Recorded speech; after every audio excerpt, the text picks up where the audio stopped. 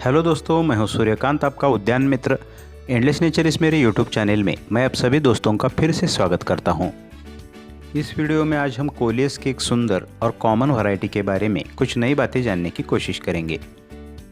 दोस्तों, हमारे बागवानी में रंगीन पत्तियों की श्रेणी में लगभग सभी जगह और बहुत ही लो मेंटेनेंस के साथ यहाँ तक हमारे बागवानी के फ्रेशर्स भी जिस पौधे को आसानी से ग्रो कर सकते हैं वह यह कोलियस के पौधे हैं।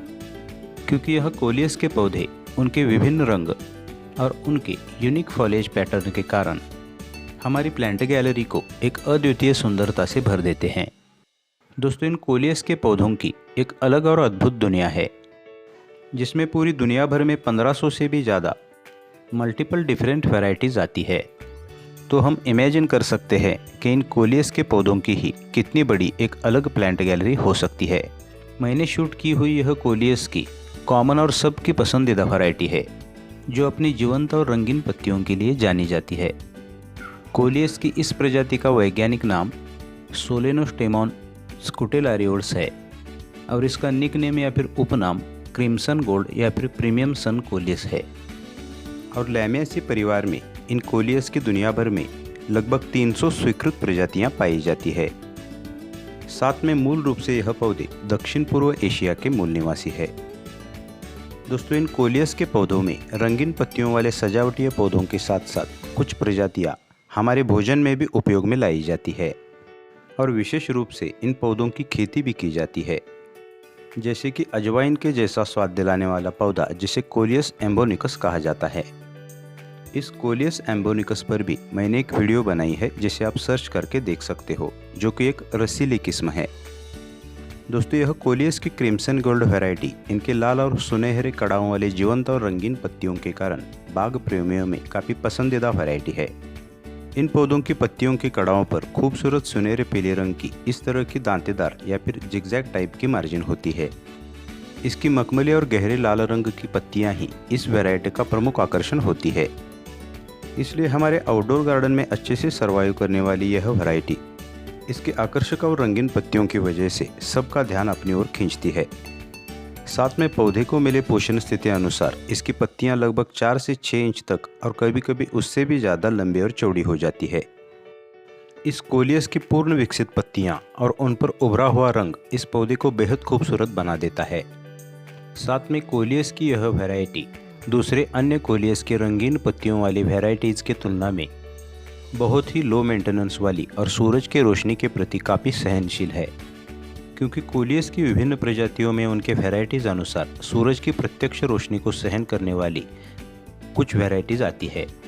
मतलब नॉर्मली कोलियस के जिस वैरायटीज़ में पत्तियों के गहरे रंग पाए जाते हैं वह सूरज के प्रत्यक्ष प्रकाश के प्रति थोड़े सहनशील होते हैं, और जिन वैरायटीज़ में पत्तियों के हल्के रंग पाए जाते हैं उन पौधों को सूरज की मध्यम रोशनी भी सहन नहीं होती। इसलिए कोलियस की ऐसी कुछ चुनिंदा वैरायटीज़ को हमारे घर के अंदर टोटली इंडोर एटमॉस्फेयर में लगाया जाता है। हालांकि मैंने शूट की हुई यह कोलियस की crimson gold variety outdoor garden bed पर पूर्ण सूरज की रोशनी में लगाई हुई है, लेकिन फिर भी यह प्रजातियां प्राकृतिक आवास में बड़े पेड़ों के कैनोपीज में फिल्टर्ड सनलाइट वाली स्थिति में पनपती है। इसलिए ज़्यादातर गमलों में लगाए हुए इन कोलियस के पौधों को या फिर पॉट प्लांट्स को हमें गर्मियों के दिनों में या फिर हॉट समर सीजन में पार्शियल सनलाइट वाली जगह इनके गमलों की मूवमेंट करनी पड़ती है। ज़्यादातर मार्च मंथ से लेकर बारिश की शुरुआत तक इन पौधों को हमें सूरज की कड़ी धूप के बजाय फिल्टर्ड सनलाइट देने की कोशिश करनी है, क्योंकि सूरज की हॉट सनरेज इनकी पत्तियों को बर्न करने लगती है।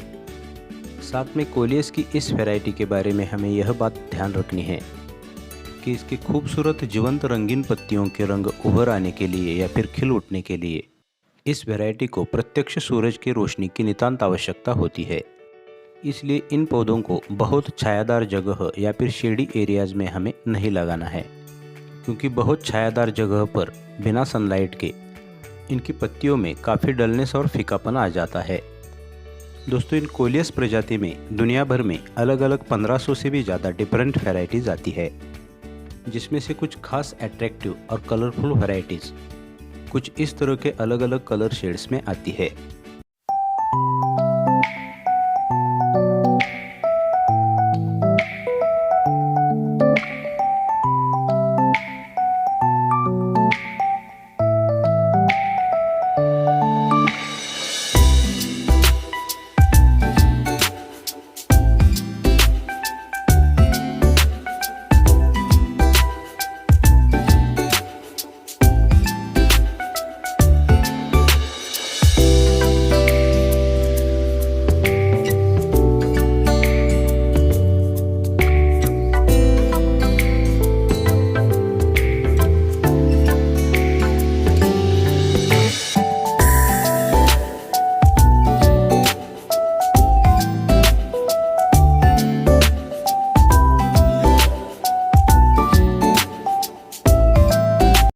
दोस्तों कोलियस की यह प्रजातियां जितने आकर्षक पर्ण समूह वाली होती है उतनी ही नाजुक भी होती है, इसलिए थोड़ी सी छेड़छाड़ और ज़ोर ज़बरदस्ती से इनकी टहनियाँ टूट जाती है। इन कोलियस के पौधों की टहनियों पर इस तरह बाम्बू या फिर गन्ने की तरह 4 से 6 इंच की दूरी पर नोड्स होते हैं और इसी नोड से इस पौधे की नई ब्रांचेस निकल आती है और साथ में नोड के सर्कल का यह हिस्सा जब मिट्टी के संपर्क में आता है तब उस पर बहुत जल्द रूट्स निकल आते हैं। इसलिए बहुत ही आसान तरीके से इस कोलियस के स्टेम कटिंग से हम इनके नए बेबी प्लांट्स तैयार कर सकते हैं। साथ में यह कोलियस का पौधा जब एक परिपक्व आकार में बढ़ता है या फिर इनकी इस तरह की उड़ी स्टेम बन जाती है तब इन पौधों पर कुछ इस तरह के फ्लावर्स आते हैं जो इन पौधों का एक जीवन चक्र पूरा होने का संकेत होता है। उसके बाद हम इन पौधों की हार्ड प्रूनिंग भी कर सकते हैं जिससे इन पौधों पर नए शूट्स निकल आते हैं और प्रूनिंग करने से पौधा मल्टीपल ब्रांचेस से घना हो जाता है। दोस्तों पोषण स्थिति अनुसार यह कोलियस की क्रिम्सन गोल्ड वैरायटी 3 से 4 फीट की एक एवरेज ऊंचाई तक बढ़ जाती है। साथ में इन कोलियस की कुछ वैरायटीज़ 12मासी वर्ग प्रकार की होती है, इसलिए आउटडोर गार्डन में लगाए गए पौधों का तकरीबन 1 साल में एक जीवन काल पूरा हो जाता है और कुछ प्रजातियां जो घर के अंदर इंडोर वातावरण में लगाई जाती है वह अच्छी देखभाल के साथ 2 से 4 साल तक भी जीवित रह सकती है। इन पौधों की पानी की ज़रूरत भी मध्यम प्रकार में आती है क्योंकि इन पौधों की जड़ें ज़मीन की सतह के पास उतले स्वरूप में फैलती है, इसलिए ज़मीन की सतह की नमी यह बहुत जल्दी सोख लेते हैं और इनके जड़ों के आसपास की टॉप सॉइल सूखने के बाद इन पौधों को पानी की ज़रूरत महसूस होती है। पानी का तनाव महसूस करने पर इनकी पत्तियां सिकुड़ जाती है और वह इन पौधों को पानी पिलाने का संकेत होता है। उस वक्त हमें इन्हें पानी देना है। साथ में डिजीज़ के रूप में इन पौधों पर मिलेबग्स, एफिड्स या फिर व्हाइट फ्लाई जैसे कीटों का प्रभाव दिखाई देता है। प्राइमरी स्टेज में हम ऑर्गेनिक पेस्टिसाइड के रूप में नीम ऑयल या फिर देसी गाय के गोमूत्र का इनकी पत्तियों पर स्प्रे कर सकते हैं। खाद या फिर फर्टिलाइज़र की आपूर्ति के लिए ज़्यादातर जैविक खाद इन पौधों को काफ़ी सूट होती है, इसलिए शुद्ध भारतीय नस्ल की देसी गाय के गोबर से बनी खाद या फिर वर्मी कंपोस्ट को या फिर उपलब्धता अनुसार किसी भी अन्य जैविक खाद को हम इनके पॉटिंग मिक्सचर में या फिर आउटडोर गार्डन की ज़मीन में मिला सकते हैं। क्योंकि कोई भी ऑर्गेनिक खाद स्लो रिलीज होती है, इसलिए पौधे दीर्घकाल तक फ्रेश और हेल्दी रहते हैं। सजावट के रूप में भी यह कोलियस के पौधे containers, pots, hanging baskets, borders और गार्डन बेड्स पर हमारे प्लांट गैलरी में लगभग साल भर रंगीन परिदृश्य बनाए रखते हैं।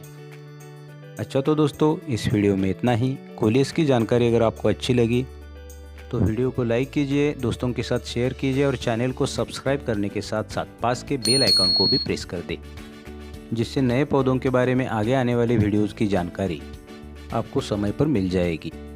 अगले वीडियो में फिर मिलेंगे एक नया पौधा और उससे जुड़ी कुछ नई जानकारी के साथ। Till then good bye. Om Sai.